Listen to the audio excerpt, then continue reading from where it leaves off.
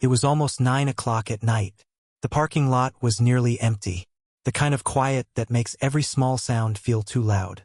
Aaron locked up the supply room, grabbed his jacket, and headed to his car. He was tired. The deep kind of tired that lives in your bones after a long day of working hard and coming home to a little boy who needs everything you have left.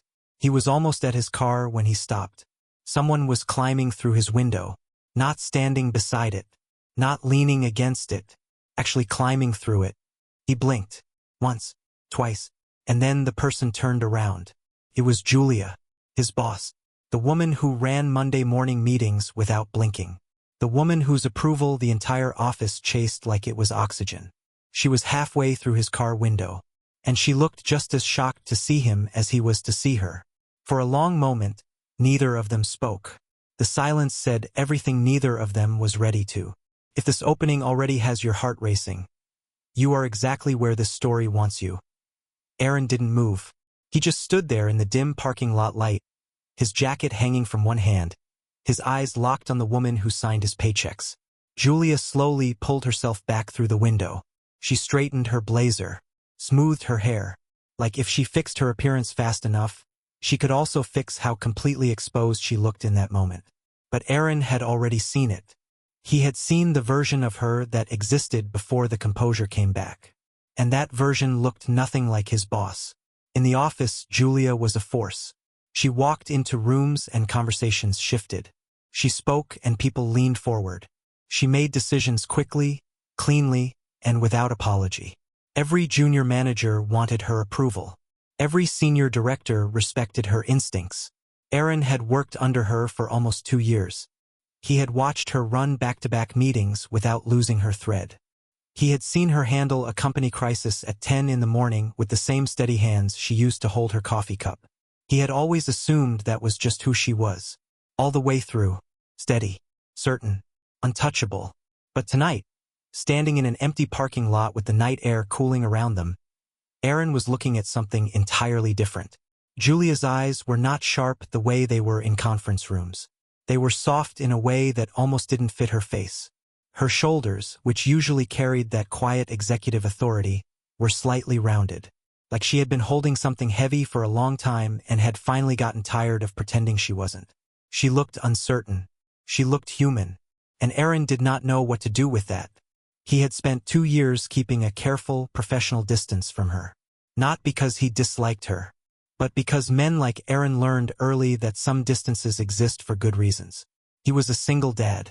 He worked a demanding job so his son, Marcus, could have a stable home and full meals and a father who showed up. He did not have the luxury of complicated. He did not have space for situations that could unravel the careful life he had built stitch by stitch. Julia was his boss.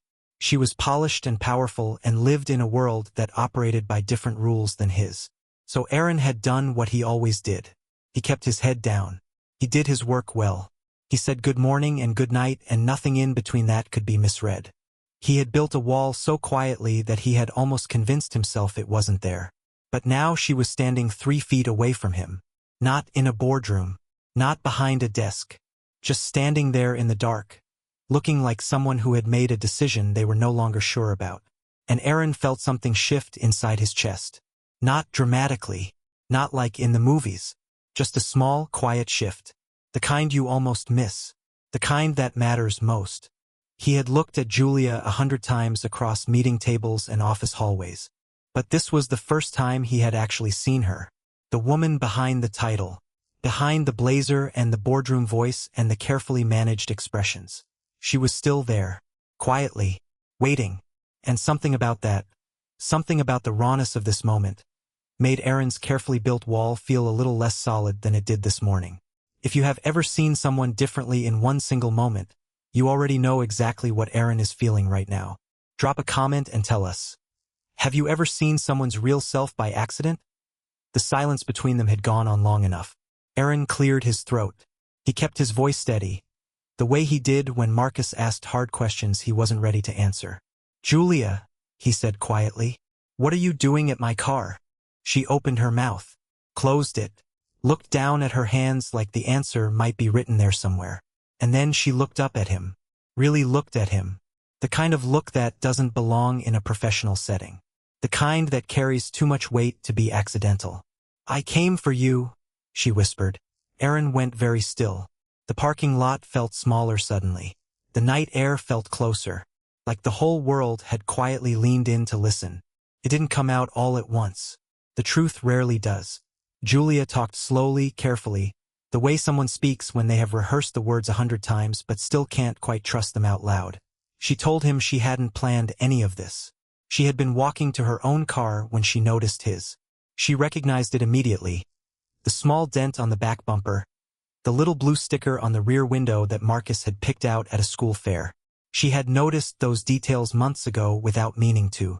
Tonight, something inside her just stopped walking. She stood beside his car and she thought about him. About the way he showed up every single day without complaint. About the way he reorganized the entire supply schedule when the team was overwhelmed, quietly and without asking for credit. About the way he once took a phone call in the middle of a lunch break and his whole face changed, soft and warm and present, and she had heard him say, "I'll be there to pick you up, buddy. I promise." She had turned away quickly that day, told herself it meant nothing, but it had stayed with her, like a song you hear once and can't stop humming.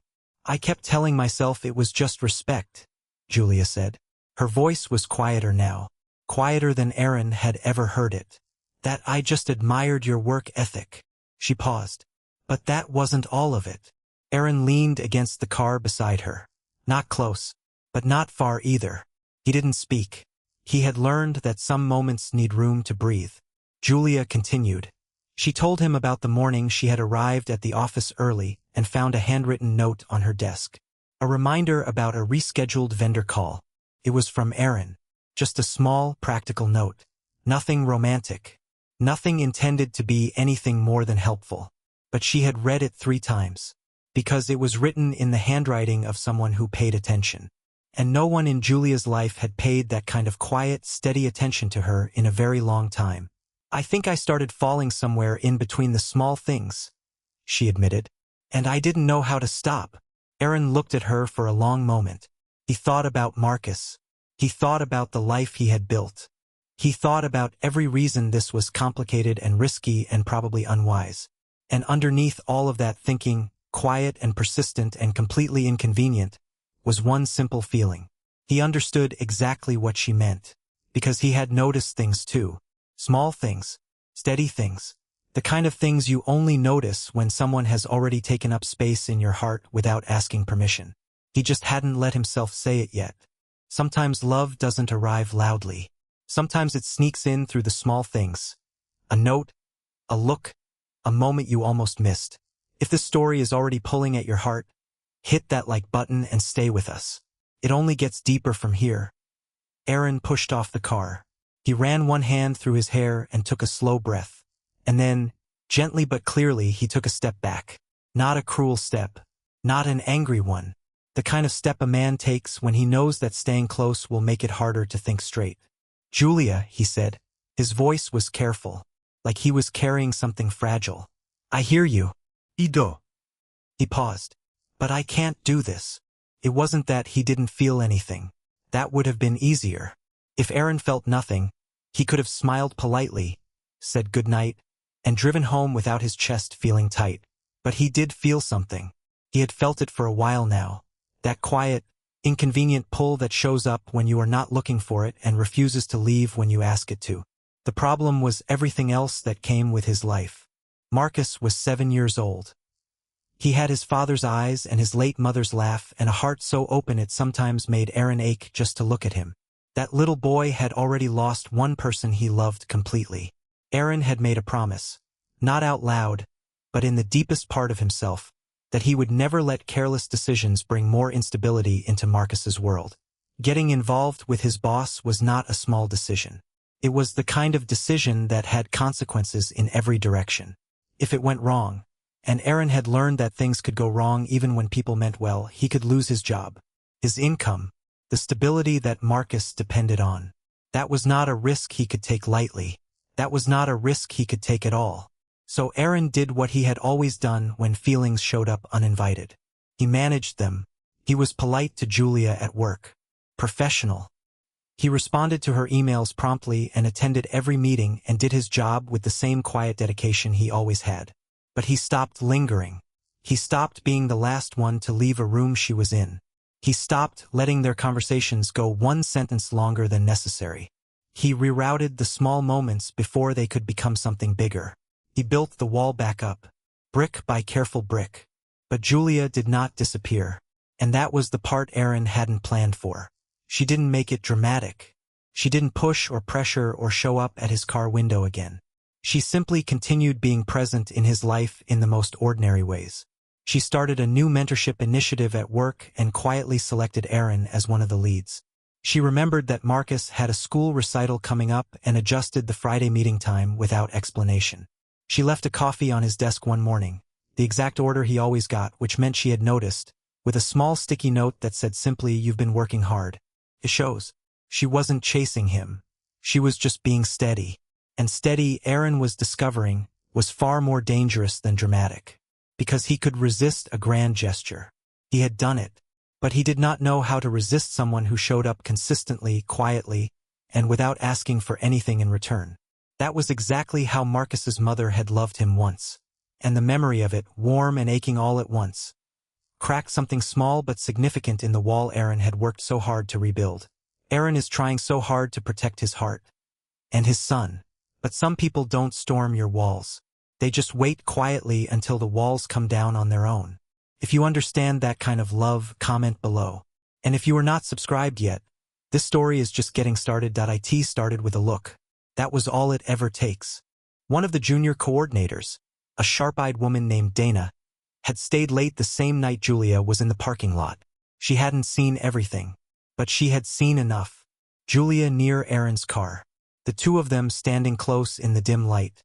The kind of quiet conversation that doesn't happen between a boss and an employee who are just talking about work.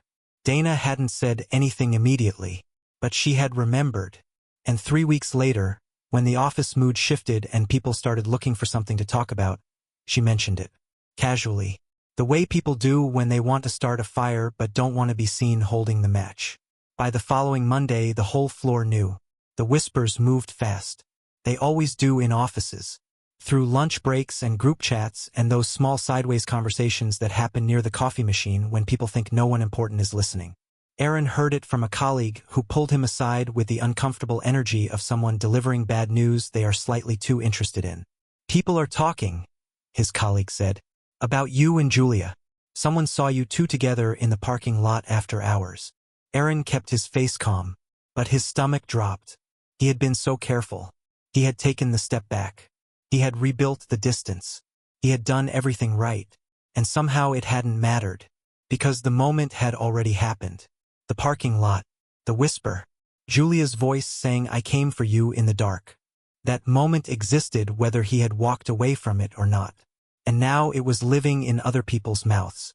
Being shaped into a story that wasn't theirs to tell. Aaron sat at his desk that afternoon and stared at his screen without reading a single word on it. He thought about Marcus. He thought about HR. He thought about what it meant for his job, his record, the stability he had spent years constructing with careful, exhausted hands. And then his phone buzzed. A message from Julia. "I need to talk to you, please." He went to her office at the end of the day. She was standing at the window when he walked in. Not sitting behind her desk with her executive posture. Just standing. Looking out at the city like she was searching for an answer in it somewhere. She turned when she heard him close the door. And the look on her face told him everything before she said a word. "HR reached out to me this morning," she said quietly. "Someone filed a concern. About us." Aaron nodded slowly. "I heard." Julia looked at him steadily. "I have to make a decision. Professionally." She paused. "I can reassign you to a different department. Different floor. Different reporting line. It would make the concern go away officially." The room felt very quiet. "Or," she continued, and her voice dropped just slightly, "I can file a formal disclosure. Document that there is a personal relationship. Which means it becomes real. Official. On record." She stopped. The weight of what she hadn't said yet filled every corner of the room. Because a formal disclosure meant admitting something. It meant Julia choosing her heart over her reputation in front of an entire organization. And it meant Aaron would have to decide if he was willing to let her. This is the moment everything changes. One decision. Two completely different futures. If your heart is pounding right now, ours is too. Stay with us. The next part will break you open in the best way possible. Aaron stood very still. The city lights behind Julia glowed quietly through the window. The office felt smaller than it ever had before. Like the walls had moved in just enough to make the moment impossible to avoid. He looked at her face. Really looked. Not the way an employee looks at a boss. Not the careful, professional glance he had trained himself to use for the past 2 years. He looked at her the way you look at someone when you finally stop pretending you don't care. And what he saw undid something in him. Julia was afraid. Not of HR. Not of the rumor. Not of the professional consequence waiting on the other side of her decision. She was afraid of him. Of what he would say. Of whether he would choose the safe answer and walk away and take the quiet exit that would make everything easier for everyone except her heart. She had been rehearsing this moment. Aaron could tell. The way she stood. The way her hands were clasped in front of her like she needed something to hold on to. The way her voice had been steady up until the last sentence and then gone just slightly soft. Julia was not a woman who asked for things easily. He knew that about her without her ever having to say it. He had watched her navigate a professional world that required her to be twice as certain and half as emotional as everyone around her. He had watched her make hard calls without flinching and absorb difficult news without letting it show on her face. She had learned to need very little, or at least to look like she did. But she was standing in front of him right now needing something, and she had no armor left to hide it behind. "Julia," Aaron said. She lifted her eyes to his. "Why me?" he asked. Not unkindly, genuinely. "You could have anyone. You know that." Something moved across her face. Not quite a smile. Something more fragile than that.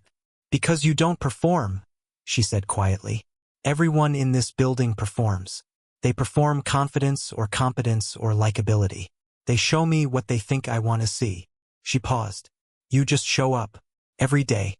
Exactly as you are. Tired and devoted and honest." Another pause.